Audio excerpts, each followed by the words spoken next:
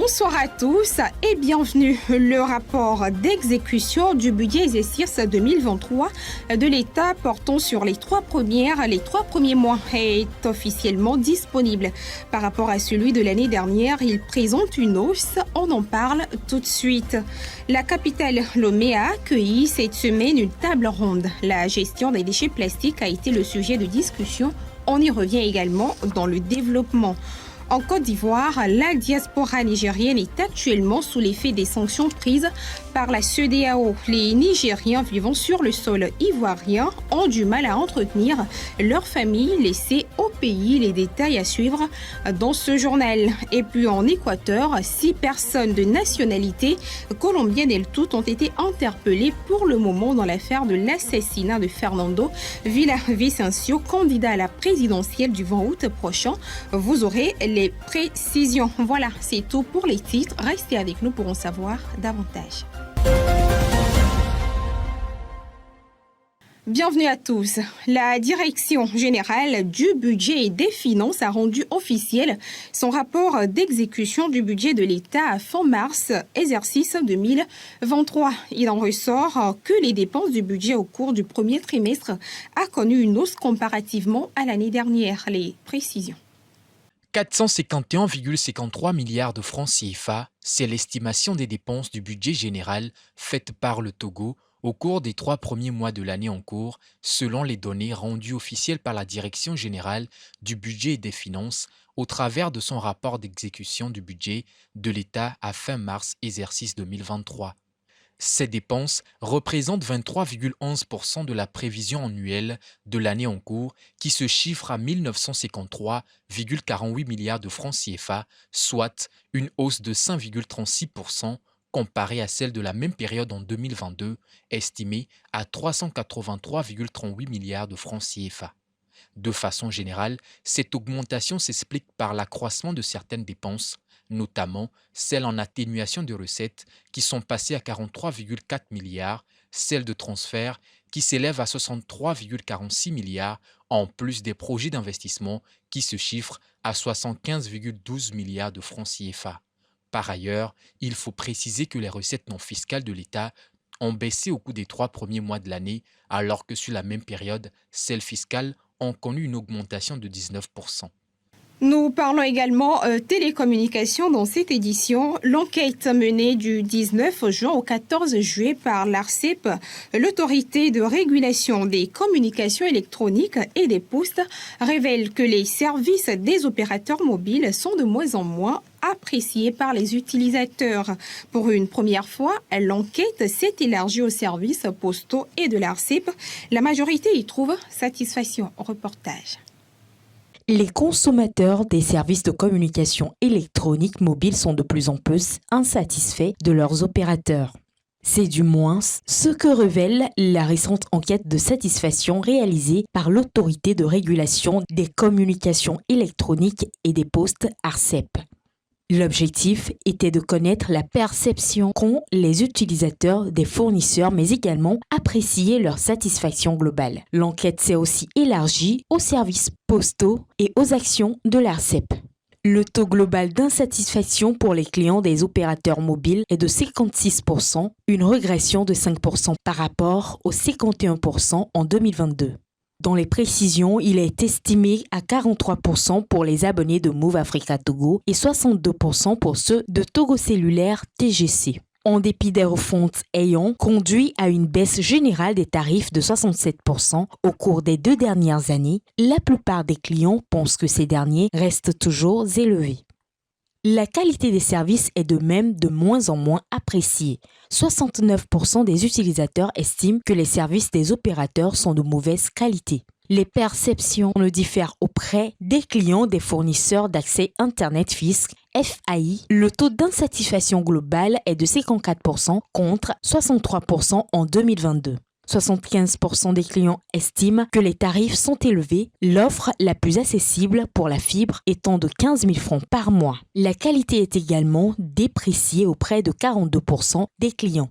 Pour finir, 64,5% des personnes ayant répondu à l'enquête se disent satisfaits des opérateurs postaux. Les services de l'ARCEP sont également en grande partie appréciés. Avec un taux d'incarcération estimé à 63%, le Togo est depuis quelques années confronté à un phénomène de surpopulation carcérale. Les prisons du pays se retrouvent parfois avec le double de leur capacité d'accueil. Un constat qui a suscité un certain nombre de recommandations de la part de la Commission nationale des droits de l'homme, CNDH. Harold Mensan-Ato nous fait le point. Avec un taux d'incarcération de 63%, le Togo fait face à une situation de surpopulation carcérale. En effet, selon les travaux réalisés dans 13 prisons du Togo par l'ONG Prisonniers sans frontières en 2021, les prisons accueillent à ce jour près de 5000 détenus pour une capacité prévue de 2727 détenus, soit un taux d'occupation de 183,8%. 65% de ces prisonniers étant des personnes en attente de jugement. Cette situation de surpopulation carcérale entraîne de nombreux problèmes allant d'une prise en charge médicale et des infrastructures médicales insuffisantes à des lieux de vie dégradés et exigus. Même si la construction de nouvelles prisons est prévue, il est important de mettre en place des dispositions afin d'éviter que la situation se pérennise. La Commission nationale des droits de l'homme, CNDH, énonce des idées dans ce sens. Tout d'abord, l'organisation propose la construction dans les meilleurs délais d'un centre de détention à Lomé pour désengorger l'actuelle prison qui comptait près de 1049 détenus à la date du 31 janvier 2020 et 1105 à la date du 19 mars, soit un taux de surpopulation de plus de 293%. Celle-ci devrait à terme être dédiée uniquement à l'enfermement préventif. Enfin, elle demande l'adoption rapide par l'Assemblée nationale d'un nouveau code de procédure pénale avec des dispositions relatives à des mesures alternatives à la détention, notamment des travaux d'intérêt généraux pour les petits délits et le port du bracelet électronique. Nous parlons cette fois-ci éducation. Les chiffres de ces 3 dernières années sont alarmants en ce qui concerne les grossesses en milieu scolaire. Malgré les dispositions prises pour lutter contre ce fléau, il semble persister. Il demeure un problème majeur qui met à mal la jeunesse togolaise, particulièrement celle en formation scolaire. Il s'agit des grossesses précoces. Au cours de ces 3 dernières années, 526 cas de grossesse ont été enregistrés dans les écoles primaires, des chiffres inquiétants communiqués par le Fonds des Nations Unies en collaboration avec le ministère en charge de l'enseignement primaire. Que ce soit sur le plan psychologique et social, les grossesses en milieu scolaire constituent un réel handicap pour les victimes. Elles interrompent leur cursus scolaire, créent des effets psychologiques préjudiciables tels la dépression, le stress, la psychose et les rend victimes de stigmatisation, compromettant ainsi leur avenir.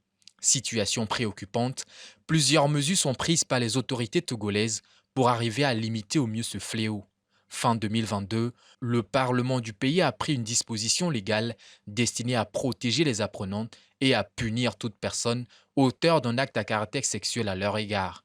En dernier lieu, un plan stratégique national a été validé couvrant la période 2023 à 2027 cette semaine. Nous restons toujours dans la catégorie société. Le centre hospitalier régional de Lomé Commune connaît une forte baisse de prestations de soins due à une dégringolade de fréquentation. Victime de son rôle joué pendant les temps forts de la Covid, élément de réponse dans ce reportage de Kofi Klié. Le centre hospitalier régional de Lomé Commune est victime depuis quelques mois du rôle qu'il avait joué pendant la pandémie du coronavirus. Il a été dédié aux malades de Covid. Suite à la guérison de la dernière vague des malades, l'hôpital a été rétabli en début d'année dans sa vocation initiale. Cependant, l'hôpital, autrefois prisé par la population de Lomé, connaît une forte baisse de fréquentation, selon le président du conseil d'administration du centre, M. Kamal Adjaï, l'actuel maire de la commune Golfe 3. Cette forte baisse de fréquentation s'explique par le fait que la population a gardé dans son inconscience que le CHR Lomé Commune reste le centre des malades de Covid. Selon le conseil d'administration, c'est actuellement un défi d'éradiquer cette psychose de l'esprit des Togolais, surtout des habitants de Lomé. Pour l'heure, le conseil d'administration est devant le constat amer. Il compte dévoiler dans quelques jours les voies et moyens pour relever ce défi puisque la survie de l'hôpital en dépend. Par ailleurs, le CHR Lomé Commune, aussi appelé hôpital chinois par certains et par d'autres, hôpital Bon Secours, a été dans les temps forts de la pandémie de coronavirus un centre exclusif d'accueil et de traitement des personnes sérieusement touchées par le virus. Sujet environnement, la gestion des déchets plastiques est un problème environnemental et sociétal de premier plan. Pour y faire face, le Togo multiplie les actions depuis un décret de 2011 et dans ce contexte, une table ronde a eu lieu à Lomé pour discuter de solutions efficaces. Les détails avec Harold Menfanlato. Alors même que le Togo est doté depuis un décret du 5 mars 2011 d'une loi sur les sachets plastiques, la gestion des déchets du type est toujours au cœur des préoccupations. Cette loi qui vise à réduire la pollution plastique et à promouvoir les alternatives plus durables passe par plusieurs axes. Tout d'abord, l'interdiction de la production, l'importation, la distribution et la commercialisation de sachets et d'emballages plastiques non biodégradables au Togo. L'autorisation de la production, l'importation, la commercialisation, l'utilisation, la collecte et le recyclage des sachets et emballages plastiques biodégradables. La prévention et la réduction du volume des sachets plastiques et de leur nocivité, et l'institution d'un comité national chargé du suivi, de l'évaluation et de la gestion de la filière des sachets et emballages biodégradables ou non. Dans ce contexte, plusieurs actions ont été menées sur le territoire, allant de Clean Walk à des entreprises qui tentent de mettre en place des solutions de recyclage. Cependant, la situation ne semble pas s'être améliorée. Pour tenter de trouver une alternative à long terme au problème de production de déchets plastiques au Togo, une table ronde se tient actuellement à Lomé sous l'initiative du ministère togolais de l'Environnement. Cette dernière aura pour mission de trouver des solutions pour favoriser l'atteinte des objectifs fixés. Voilà, c'est tout pour la page nationale. Nous nous intéressons à présent à l'actualité internationale. À la suite du coup d'État orchestré contre le président Mohamed Bazoum le 26 juillet dernier, une série de sanctions a été prise par la CEDEAO contre le Niger. Les répercussions de ces restrictions se font sentir bien au-delà du territoire nigérien, comme le cas en Côte d'Ivoire, dans le reportage qui suit où la diaspora nigérienne en paie les pots cassés. Le visage fermé, Ibrahim assiste impuissant au désastre. La frontière bloquée, ce commerçant nigérien doit désormais acheter des oignons venus d'Hollande. On nous a vendu ça cher ici. Car le Niger est l'un des principaux fournisseurs d'oignons en Côte d'Ivoire. En temps normal, les affaires marchent bien, mais avec les sanctions imposées à Niamey par la CEDEAO, Ibrahim et ses collègues sont au chômage technique. Ça fait 2 semaines qu'on est bloqué à la frontière. On n'arrive même plus à trouver à manger ici. Cette situation est terrible pour nous. On prie Dieu que le Niger retrouve la paix et qu'on lève les sanctions. Depuis le coup d'État militaire du 26 juillet, le gouvernement ivoirien a suspendu tous les échanges de marchandises avec le Niger, fragilisant de nombreux Nigériens de Côte d'Ivoire. Il serait au total 750 000 dans le pays, dont 100 000 rien que dans la capitale. Outre la vente d'oignons, il s'illustre principalement dans le commerce du bois. À Koumassi, la bourse du bois est en ébullition. L'heure est grave car de nombreux employés font vivre leur famille restée au Niger.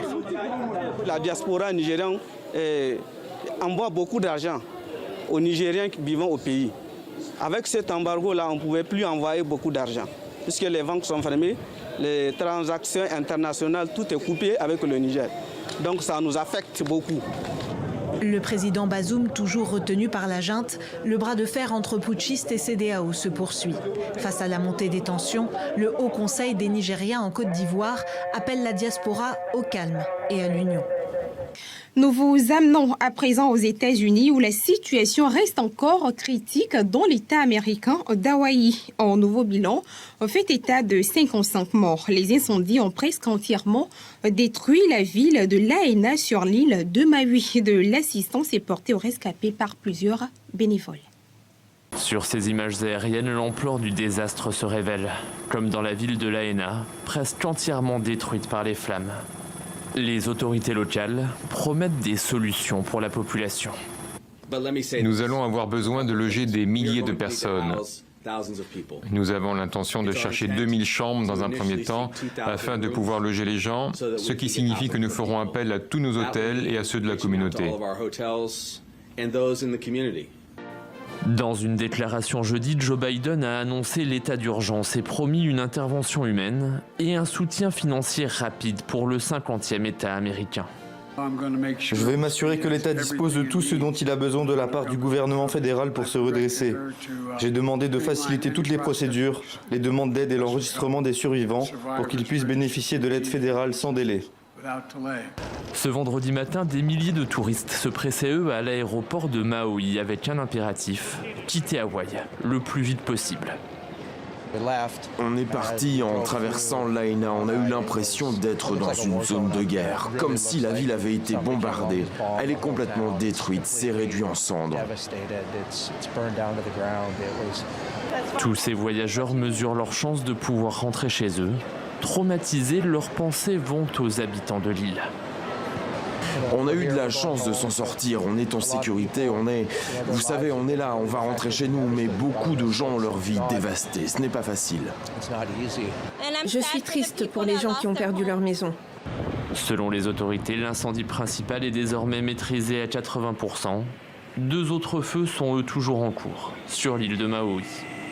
Actualité en Équateur pour clore cette édition à la suite de l'assassinat mercredi soir de Fernando Villavicencio, candidat à la présidentielle du 20 août prochain. Une enquête a été ouverte après que le pays ait été déclaré en état d'urgence. 6 personnes au total ont été interpellées pour le moment, toutes de nationalité colombienne. Voici les auteurs présumés de la mort de Fernando Villavicencio. Photographiés par les forces de police, ils sont 6, visages floutés, tous colombiens. Un 7e a été tué. Après une attaque repoussée par la police, l'un des auteurs présumés a été poursuivi et maîtrisé par un usage légitime de la force, et sa mort a été confirmée plus tard du fait d'un échange de coups de feu avec les forces de l'ordre sur le site de l'événement. Une arrestation rapide, un jour seulement après le meurtre du candidat à l'élection présidentielle. Dans la nuit, une vidéo montre des policiers avancer armés dans les rues. Ils se dirigent vers la planque des coupables, les arrêtent et les embarquent. C'est la fin d'une chasse à l'homme et pour la classe politique, le début des hommages. En tant que ministère de l'Intérieur et en tant que police nationale, nous rejetons et répudions cet événement qui a choqué le pays et nous nous montrons solidaires de son épouse, de ses enfants, de sa famille et de ses partisans. Une lutte des gangs fait el rage pour s'attribuer la responsabilité de l'assassinat. Comme sur cette vidéo, où un groupe d'hommes armés revendique la mort de Fernando Villavicencio. Nous voulons faire comprendre à la nation équatorienne que chaque fois que les politiciens corrompus ne respecteront pas la promesse à laquelle ils s'engagent lorsqu'ils reçoivent notre argent, c'est-à-dire des millions de dollars pour financer leur campagne, ils seront démis de leurs fonctions.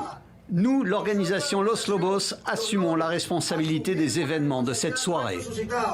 Une vidéo qui révèle la puissance des gangs de narcotrafiquants en Équateur. Des gangs qui multiplient les menaces contre les candidats à la présidentielle.